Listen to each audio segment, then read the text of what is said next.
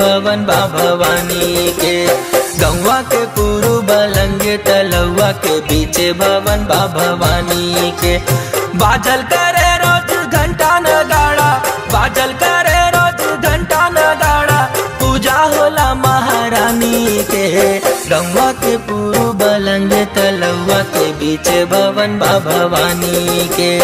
गौवा के पूर्व लंगे तलौवा के बीच भवन बा भवानी के।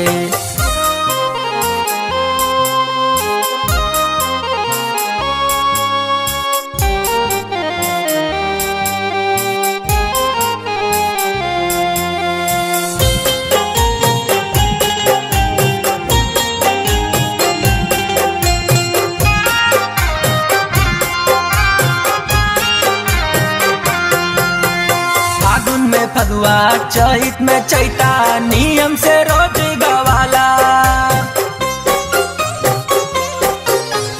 फागुन में फगुआ चैत में चैता नियम से रोज गवाला। सावन में कजरिया झूला के गीतिया झूमी झूमी गावल जाला। सुकवा सो मरवा के लागेली भिड़िया, सुकवा सो मरवा के लागेली भिड़िया, सुकवा सो मरवा के लागेली भिड़िया।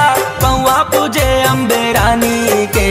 गौवा के पूर्व लंगे तलौवा के बीच भवन बा भवानी के। गौवा के पूर्व लंगे तलौवा के बीच भवन बा भवानी के।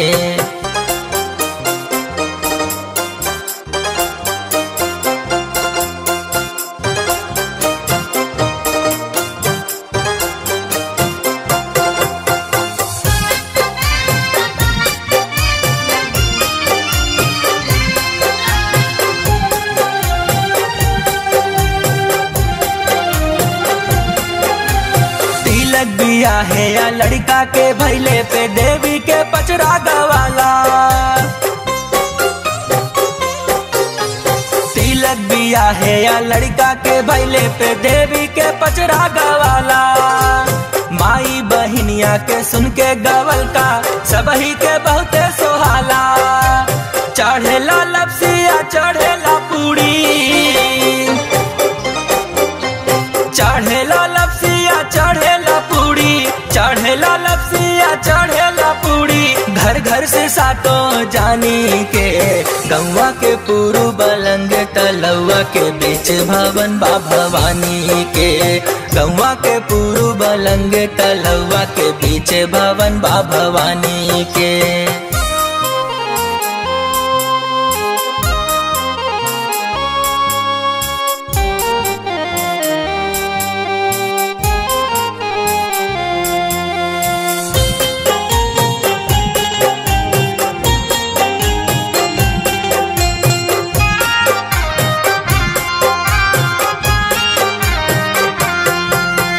नवमी के होला पूजाई माई के हवन करावल जाला।